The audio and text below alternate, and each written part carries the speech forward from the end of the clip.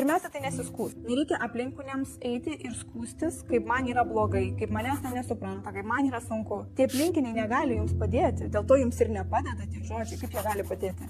Jie negali už jūs dirbti, jie negali už jūs uždirbti, jie negali už jūs jausti tą, ką jūs jaučiat.